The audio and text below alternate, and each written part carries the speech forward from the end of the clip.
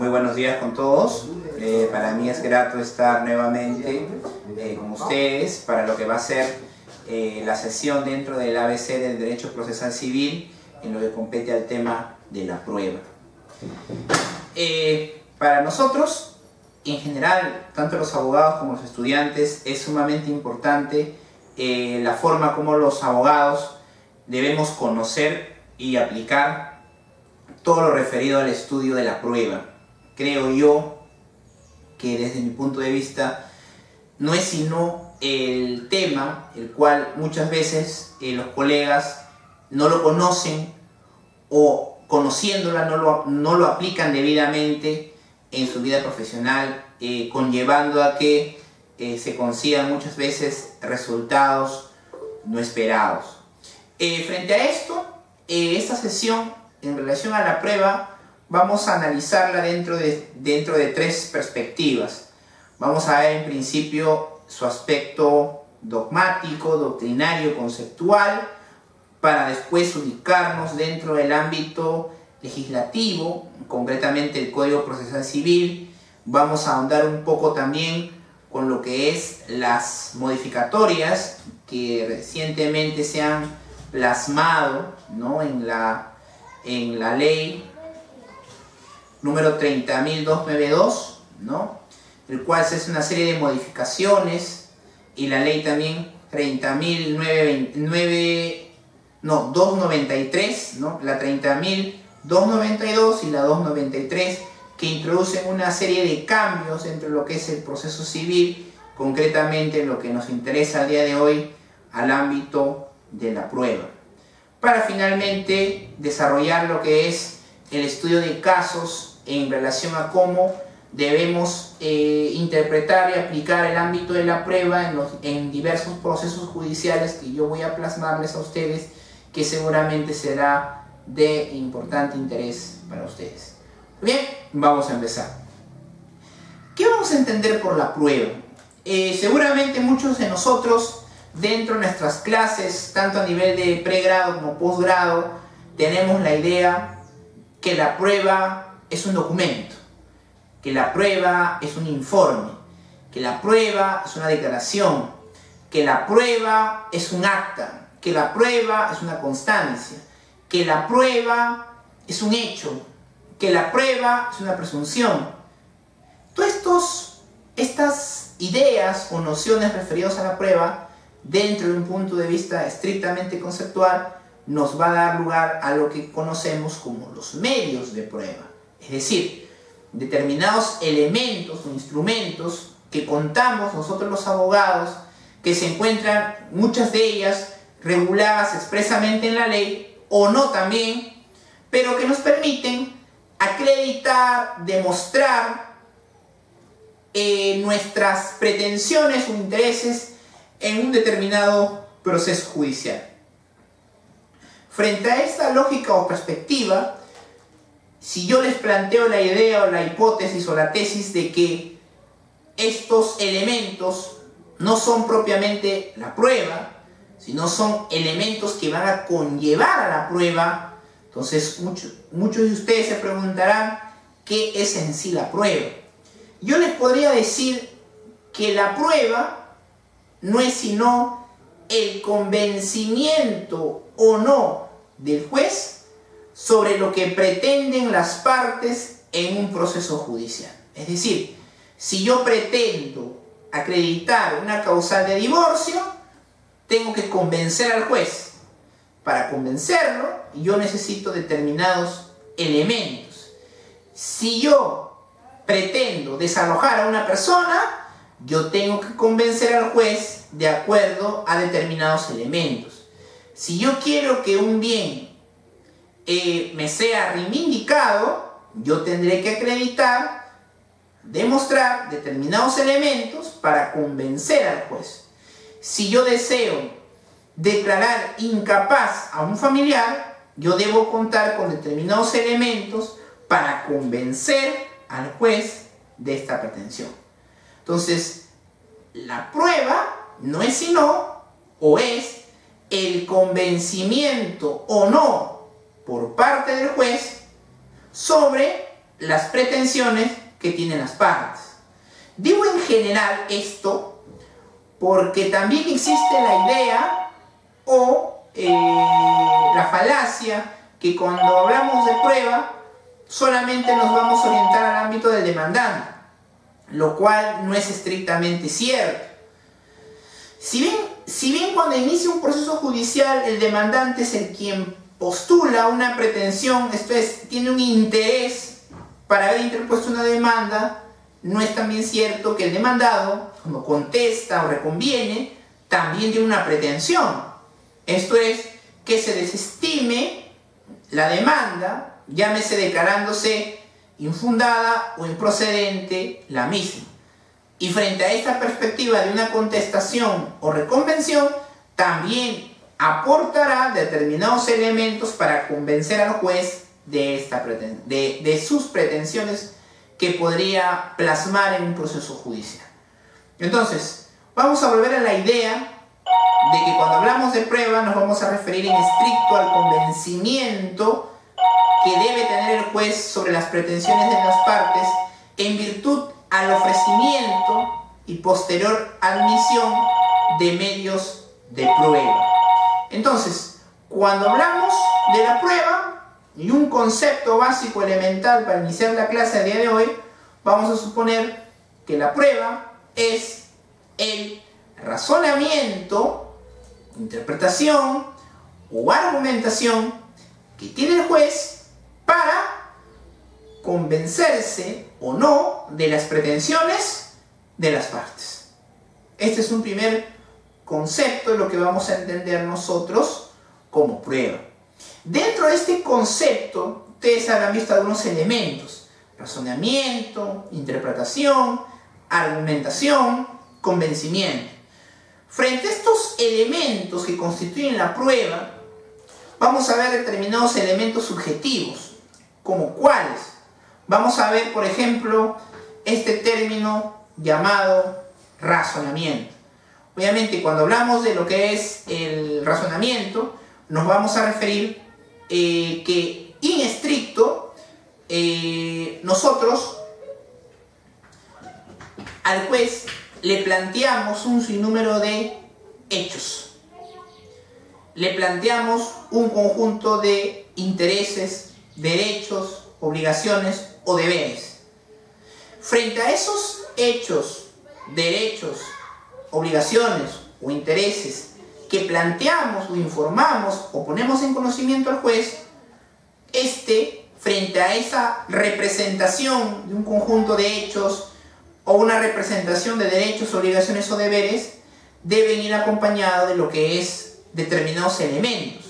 Entonces, el juez lo que hace es un razonamiento a partir del cual conoce los hechos, los derechos, las obligaciones, los deberes invocados por, en principio, el demandante y posteriormente o eventualmente por el demandado, pero para convencerse, ¿no?, de estos hechos, el juez razona y lo que necesita son determinados elementos que le permitan representar lo que se ha venido afirmando en el escrito de demanda, contestación o reconvención, como también de los derechos, deberes o intereses que han podido plasmado en estos escritos por las partes.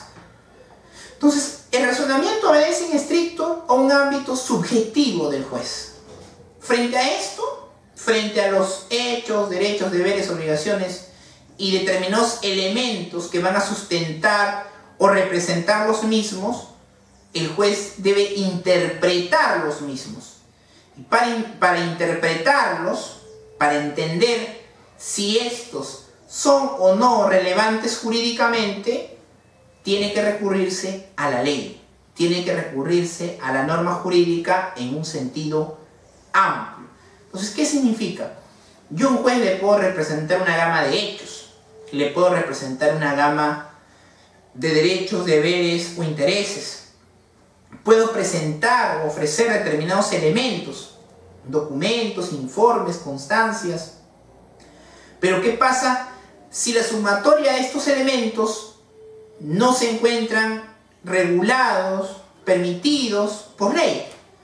Entonces, muchas veces ocurre que los colegas, cuando se plantea una demanda en virtud de un caso que tomamos conocimiento nosotros y el cliente nos plantea un sinnúmero de hechos, nos dice yo tengo o quisiera que la otra parte haga o no haga o me entregue determinado bien o cosa, y para esto cuento con estos instrumentos, documentos, constancias, títulos, partidas, pero yo con el conocimiento del derecho, cuando lo aplico a esta gama de elementos, puedo encontrarme con la sorpresa de que no se encuentre regulado en la ley. Que estos hechos, derechos, deberes, obligaciones como elementos no se encuentren regulados por los mismos. Entonces, en esa eventual situación, el juez lo que tendrá que hacer es desestimar la demanda porque no se encuentra amparada en nuestro ordenamiento jurídico. Entonces, muchas veces ocurre o se nos presenta esta situación o esta frase, como dice, ¿no? Planteamos la demanda, ofrecemos los medios de prueba, se realiza un procedimiento con una etapa postulatoria, saneamiento, probatoria y decisoria, y el resultado muchas veces no es el esperado, llámese con una declaratoria de infundada o de improcedencia. Y nos preguntamos, ¿pero qué pasó? Y cuando leemos la resolución, esto es la sentencia, nos damos con la sorpresa que aparece esta frase, ¿no? Dejando a salvo el derecho del recurrente a hacerlo valer su derecho en la vía correspondiente. Entonces uno dice, ¿pero qué pasó? ¿No? Lo que puede haber pasado que lo que pretendíamos en relación a los derechos, deberes, obligaciones invocadas, o los mismos hechos o los elementos, no configuraban en el razonamiento del juez para poder amparar una demanda, como en el caso que uno podría suscitarse, ¿no? Entonces, frente a eso, ¿a qué conclusión llegamos? La conclusión que debemos llegar nosotros es que no basta en un proceso representar una gama de hechos, ni que estos tengan o no, o mejor dicho, manifiesten derechos, intereses, deberes y obligaciones y que se encuentren amparables o demostrables en un conjunto de elementos, sino que la ley, en un sentido amplio, a través de las normas jurídicas, pueda representar las mismas y haga que el juez ampare lo que nosotros deseamos o pretendemos en un proceso judicial. Entonces tenemos un razonamiento, tenemos una interpretación y tenemos la argumentación. Tanto el razonamiento como la interpretación son elementos subjetivos del juez. Pero frente a esta situación, uno se pregunta, ¿no? De que yo necesito saber, como recurrente, en virtud al derecho a la tutela jurisdiccional efectiva, yo necesito saber cuál fue ese razonamiento, cuál fue esa interpretación. Porque el razonamiento y la interpretación son aspectos subjetivos que tiene el juez. Y muchas veces criticamos, no solamente los abogados, sino la sociedad en su conjunto, muchas veces el accionar de los jueces, pero estas críticas muchas veces no tienen fundamento, sustento jurídico. ¿Por qué? Por una muy sencilla razón. La argumentación es lo que objetivamente nos va a permitir conocer o saber cuál fue ese razonamiento e interpretación del juez. Entonces, muchas veces, ¿no?, los resultados que tiene el juez o que plantean los jueces en los procesos en los cuales son competentes, muchas veces son cuestionables de manera, se podría decir, razonable, pero muchas veces también no lo son. Y esto porque en la argumentación que podemos ver en una sentencia, apreciamos que efectivamente el juez razonó e interpretó la norma jurídica de manera adecuada. Contrario sensu, si apreciamos que ese razonamiento e interpretación que realizó el juez sobre un caso concreto no se encuentra debidamente motivada, esto es, los argumentos, los fundamentos que se desarrollan en la sentencia no han representado debidamente los hechos, derechos, intereses, obligaciones o los elementos que han podido ser ofrecidos y admitidos en un proceso judicial, obviamente vamos a llegar a la conclusión que al vulnerarse este derecho, principio, garantía llamado motivación, este proceso deviene en un proceso irregular y consecuentemente esta sentencia va a ser objeto de una nulidad. Entonces, la motivación nos va a permitir saber o conocer cuál fue el razonamiento e interpretación que realizó el juez para convencerse o no de las pretensiones que hayamos podido plantear en un determinado proceso judicial. Frente a estas perspectivas, lo que nosotros planteamos o podemos sugerirles a ustedes es que si nosotros conocemos que en un proceso se han descrito una gama de hechos, derechos, deberes, obligaciones, situaciones y han sido acompañadas o representadas por determinados elementos típicos o atípicos y estos han sido admitidos, lo que corresponde es que en la argumentación del juez se encuentren los mismos. Si yo he planteado un hecho A y lo he podido corroborar con un elemento X, en la sentencia debe estar el razonamiento sobre ese hecho, ese elemento y cómo la ley o qué norma jurídica lo regula. Si ese razonamiento yo no lo encuentro en una sentencia,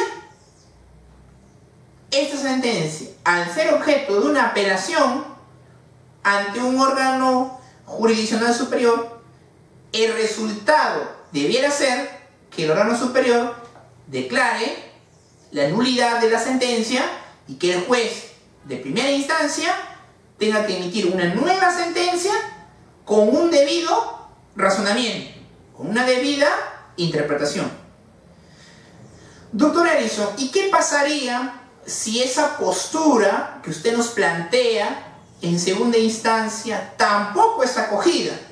Bueno, lo que va a corresponder que en el eventual caso que existiera la posibilidad de un recurso extraordinario como el de casación, la Corte Suprema seguramente va a determinar que este supuesto, que esta irregularidad, que este defecto debe ser la base o el fundamento para que se tenga que anular la sentencia tanto de primer grado como de segundo grado en el eventual caso. Entonces, si nosotros conocemos el razonamiento probatorio como la interpretación de la misma que debe tener un juez, ustedes pueden tener la certeza de que en la sentencia la argumentación debe estar circunscrita en estos parámetros. De lo contrario, lo que debiera suceder es que los órganos superiores debieran anular la sentencia por cuanto se estaría vulnerando el principio, garantía o derecho a una debida motivación de resoluciones judiciales. Entonces, tenemos dos aspectos estrictamente subjetivos, como son la interpretación, como es el razonamiento, y un aspecto estrictamente objetivo, como es la motivación. El resultado del razonamiento, la interpretación y la motivación debe traer como consecuencia el convencimiento o no del juez. En la medida que yo evalúe la motivación dentro de los parámetros de la interpretación y el razonamiento, lo predecible para muchos de nosotros los abogados debiera ser que la demanda deba ser declarada fundada, infundada o improcedente en el eventual caso. Muchos me dirán o me podrán recriminar de que es difícil que podamos predecir el resultado de un proceso. Si bien es cierto, nuestra carrera nos impide muchas veces predecir resultados en un proceso judicial, pero por lo menos dentro de las proyecciones dentro de ciertos parámetros o elementos razonables y lógicos, nosotros sí podemos de alguna u otra manera proyectar un determinado resultado siguiendo la estructura de la prueba, que creo yo es uno de los elementos más importantes en un determinado proceso judicial. Algo que nosotros debemos tomar en claro es que si bien nosotros no podemos predecir el resultado de un proceso, pero sí podemos hacer una proyección de cómo va a ser o cuál debiera ser el razonamiento, la interpretación o la argumentación que va a tener el juez en un determinado proceso judicial.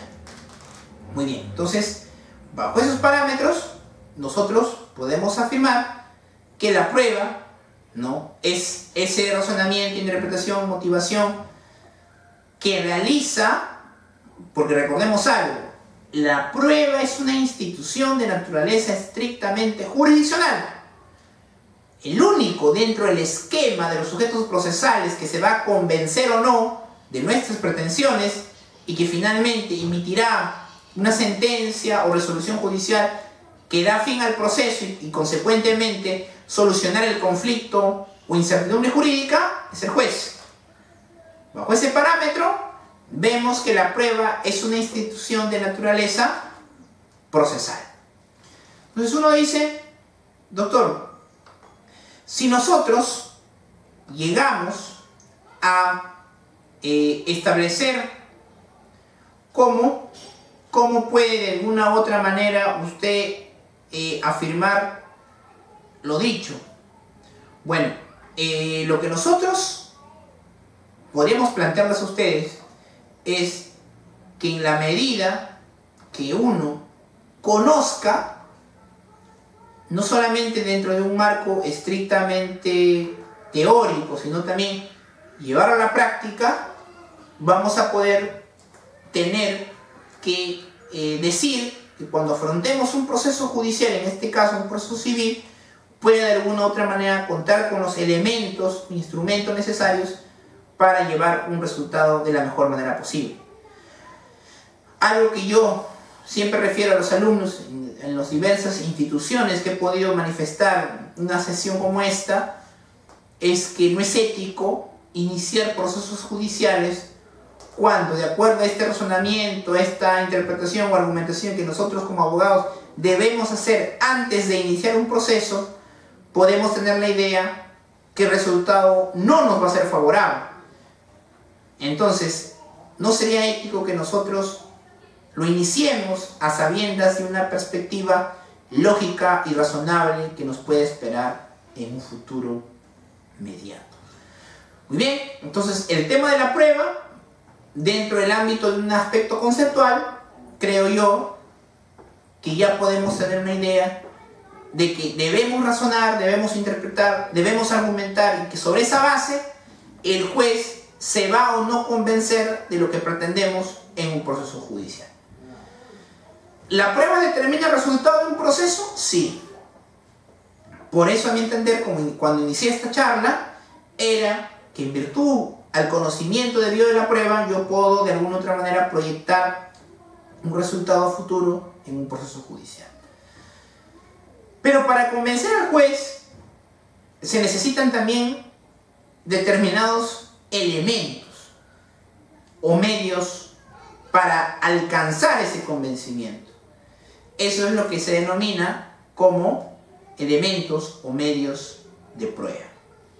En relación a los elementos o medios de prueba, nosotros podemos de alguna u otra manera señalar que cuando hablamos de la prueba, yo mencioné que hay que tener proyectarnos cuál va a ser el razonamiento o interpretación del juez en un determinado proceso judicial. Bien, frente a esto es importante también afirmar que estos elementos o medios de prueba típicos o atípicos son necesarios en la búsqueda de un determinado resultado en un proceso judicial. Frente a esta perspectiva, uno se plantea, ¿qué elementos probatorios típicos regula nuestro ordenamiento jurídico. Bien, nosotros en el artículo 192 del Código Procesal Civil, los medios probatorios típicos serán la declaración de parte, la declaración de testigos, los documentos, la pericia y la inspección judicial. Estos elementos, ¿no?, típicos son porque obviamente el código los ha regulado de manera expresa, ¿no?, van a conllevar a que no necesariamente todos estos elementos deban confluir en un proceso, pero sí es necesario señalar que en virtud a un determinado proceso judicial, cada uno de estos elementos va a adquirir una mayor relevancia una frente a la otra. Por ejemplo, si tenemos un proceso de reivindicación, ¿cuál de estos elementos o medios de prueba típicos van a ser necesarios y creo yo hasta determinantes? Por ejemplo, será necesario para el órgano jurisdiccional conocer el bien inmueble sobre el cual se quiera reivindicar. Consecuentemente se ordenará lo que se conoce como una inspección judicial. ¿Es necesario? Sí es necesario. ¿Es determinante? Sí, hasta cierto punto. Porque si se va a reivindicar, debemos tener en cuenta que la reivindicación es uno de los poderes o facultades de un propietario. Entonces, lo que se quiera restituir a una persona en un proceso judicial, para el juez será necesario y determinante conocer el lugar sobre el cual se quiera reivindicar. Pero si hablamos de una demanda de reivindicación, también para el juez está claro que el demandante debe acreditar fehacientemente y sin ningún tipo de objeciones cuál es el instrumento sobre el cual se basa su derecho de propiedad. Frente a esto aparece como un documento necesario y determinante lo que es la partida registral del bien, que acredite, señale o demuestre que el propietario registral es el demandante. Si no se contara con estos dos elementos, es prácticamente improbable que tengamos o realicemos o busquemos un proceso con un resultado favorable. Entonces, doctor, ¿y qué importantes serían las pericias o declaración de testigos o de parte? ¿Podrían ser admitidos? Sí. Pero yo me pregunto, dentro del ámbito de la prueba, debemos tener en cuenta también que los medios probatorios a los cuales nosotros vamos a referir para representar hechos o acreditar algún derecho, deber o obligación en un proceso, este debe estar de acuerdo a determinados principios. Por ejemplo, principios como la pertinencia, principios como la necesidad de la prueba, principios como la idoneidad del mismo. Entonces, nosotros debemos tomar en cuenta también que los medios probatorios que conlleven a un resultado favorable deban ser pertinentes, es decir, que tengan una utilidad para el juez en relación a los hechos, deberes, derechos u obligaciones que han sido invocadas por las partes. Que también estos elementos probatorios sean necesarios, es decir, que guarden una relación directa con los hechos, con las costumbres o determinadas situaciones que han sido alegadas por las partes, y que finalmente estos sean idóneos, es decir, que hayan sido obtenidos o que de su contenido no se pueda plantear situaciones como que vulneren derechos fundamentales de las personas, ¿no? El caso más típico o relevante, ¿no?, podría ser el caso de una demanda de divorcio en la cual se obtenga, por ejemplo, ¿no?, una declaración supuestamente de una testigo, ¿no?, y que este testigo refiere a hechos íntimos del demandado por divorcio por una causal, por ejemplo, de adulterio, ¿no? Entonces, bajo esa perspectiva, ¿no?, uno llega a la conclusión de que frente a una situación como esta, si bien es cierto este medio probatorio será necesario y también pertinente, también es cierto que sería vulneratorio a derechos fundamentales, concretamente el derecho fundamental a la identidad, a la intimidad. Muy bien, entonces vemos cómo en medios probatorios, mejor dicho, que no todos estos elementos probatorios típicos van a confluir en un determinado proceso, sino que pueden o no ser necesarios, pertinentes, idóneos en la medida de las pretensiones y los hechos que se quieren acreditar.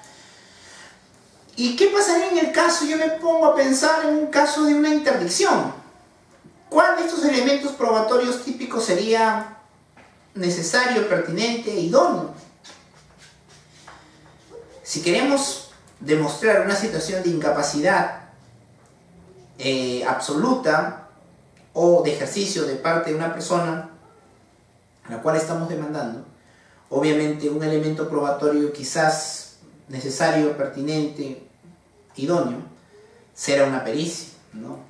En el caso que yo quiera presentar una demanda de interdicción contra mi padre tiene más de 80 años, ¿no?, una pericia psicológica o psiquiatra, o si una persona adolece de algún retardo mental o que se encuentra incapacitada biológicamente para seguir ejerciendo sus derechos, nosotros podemos afirmar que en ese caso, en esa situación, lo que es una pericia va a ser necesario, determinante y pertinente para nuestra pretensión.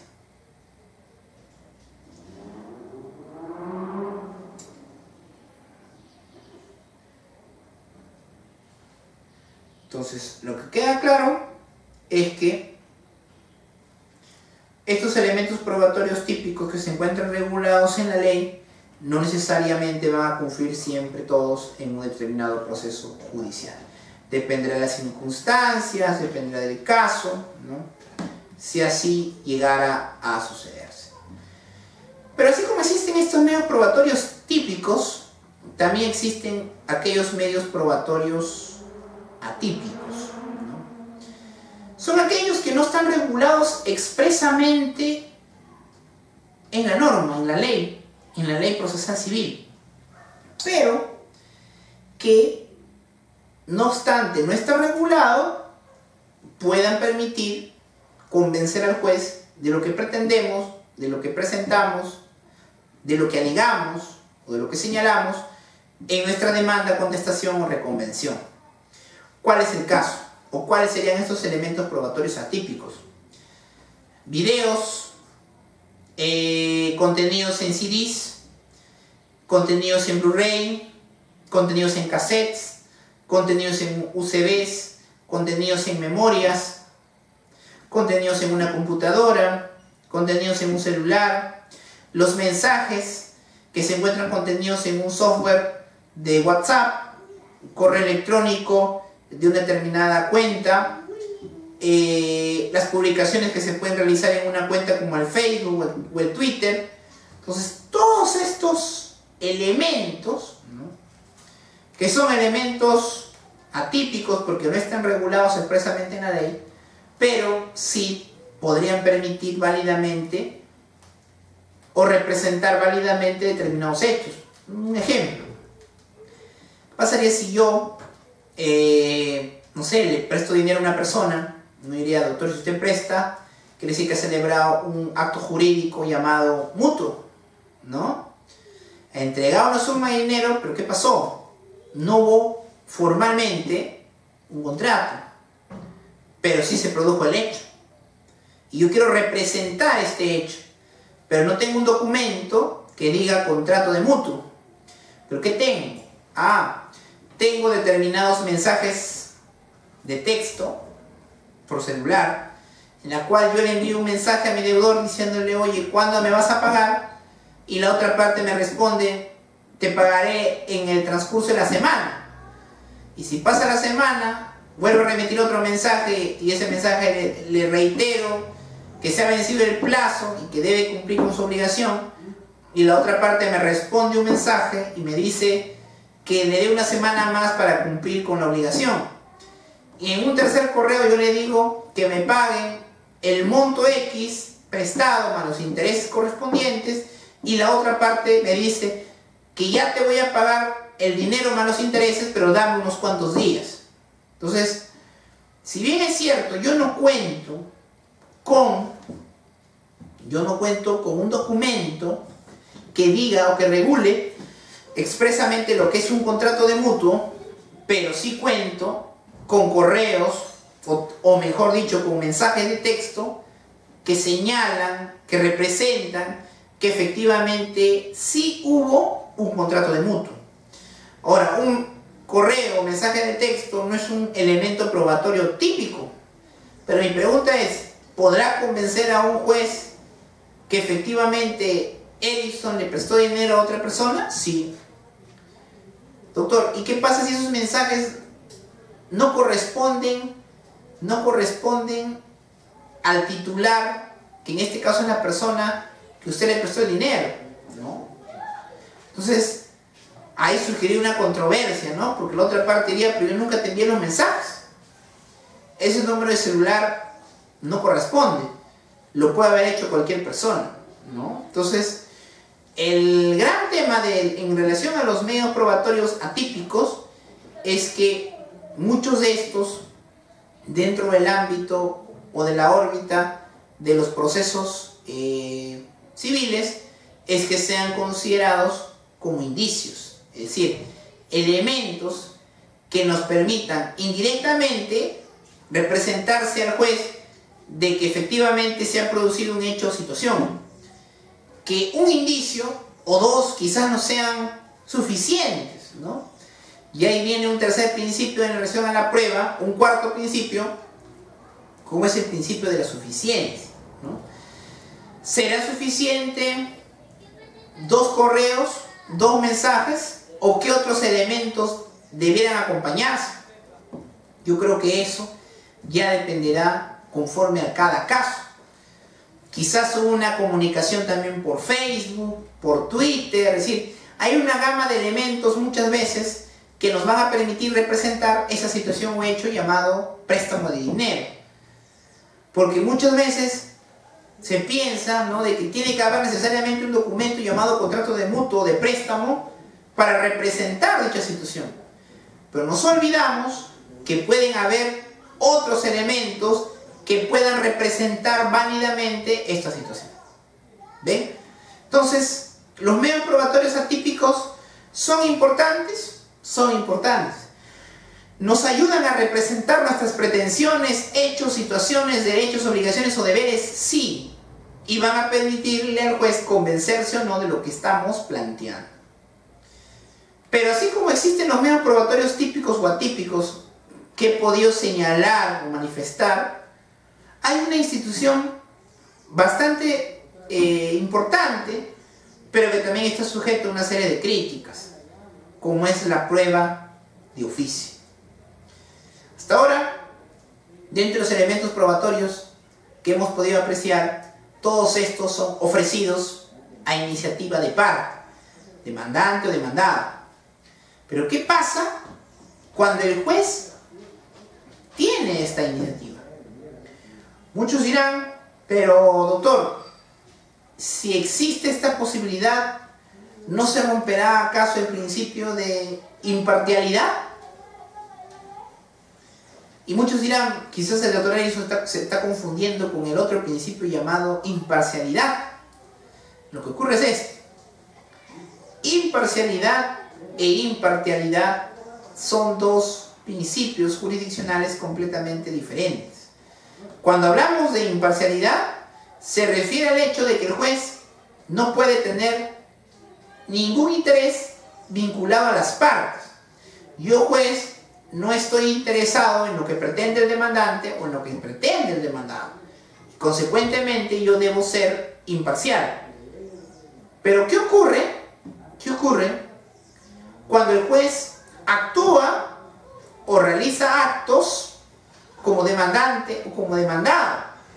Entonces uno dirá, pero el juez no puede actuar ni como demandante o demandado, porque el juez, como un sujeto procesal diferente a las partes, tiene un cúmulo de facultades, potestades o deberes diferente al de las partes.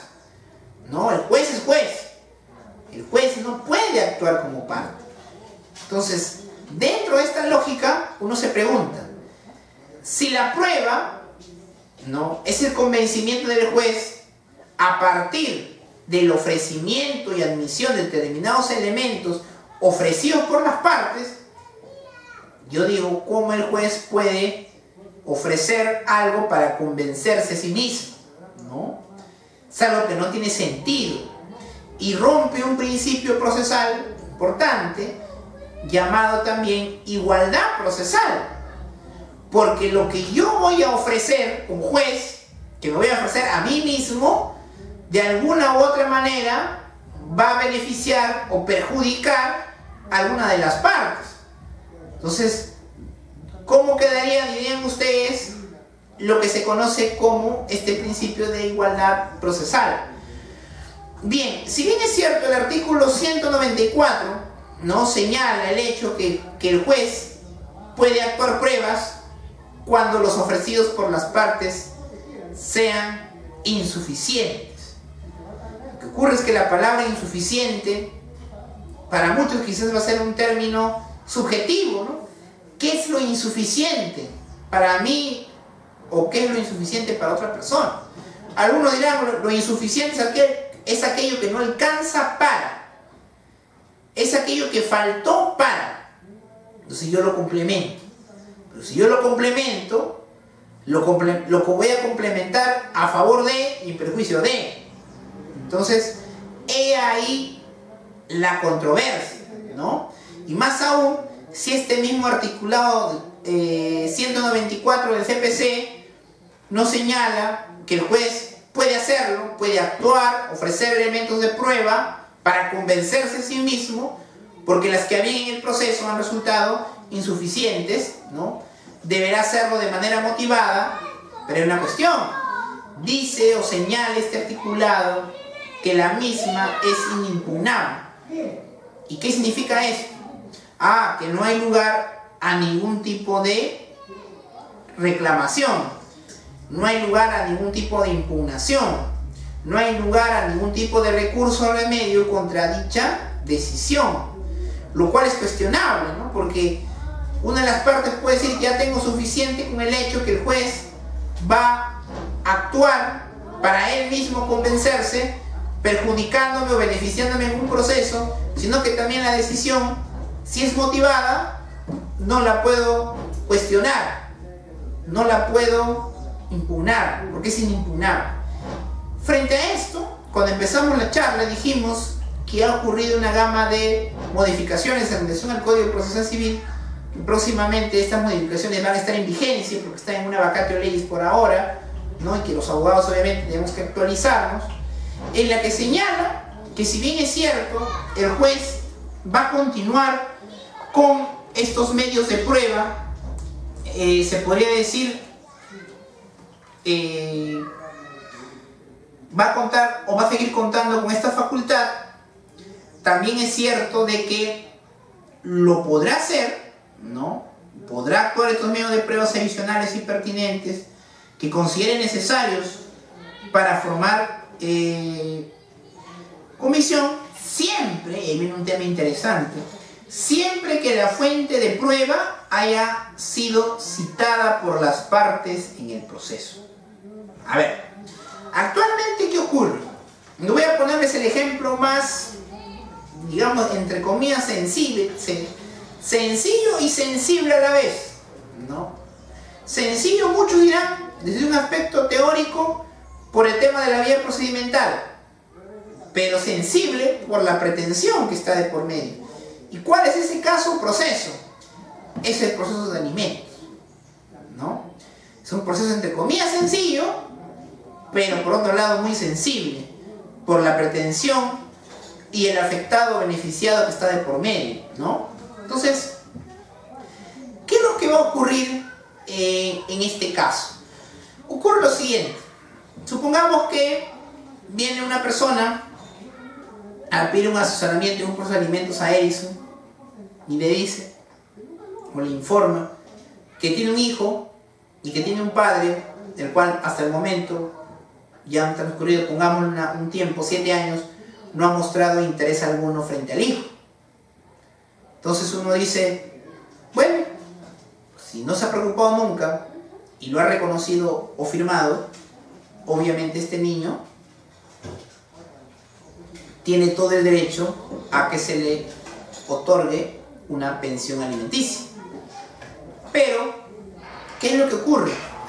Ocurre que este abogado, en el caso que yo lo sea, ¿no?, le señalo a la madre que debe acreditarme determinados elementos para plantear una demanda. Y seguramente diremos, o dirán ustedes, necesito una partida de nacimiento, un acta de nacimiento. Muy bien, pero ¿será suficiente? No. Con el acto de la partida tenemos obviamente el vínculo que une al demandado con el menor. Pero si yo quiero acreditar un determinado monto, ya sea fijo o porcentual, yo tengo que demostrar, convencer al juez de cuál es el contenido de los alimentos. ¿Y ahí eso qué significa? Que tendré que acreditar o representar que ese niño necesita determinada educación, determinado vestido, determinada salud, determinada vestimenta, determinada recreación, determinados servicios básicos. ¿Y qué ocurriría si el doctor Edison no fuera un abogado diligente, solamente se limita a presentar unos cuantos recibos sin, mejor dicho, sin el beneficiario o sin el nombre del comprador, presenta un acta de nacimiento y no la acompaña de otros elementos, y solicita como monto fijo 1000 soles mensuales? Muchos dirán, doctor, pero el juez tendría que darle los 1000 soles. Pero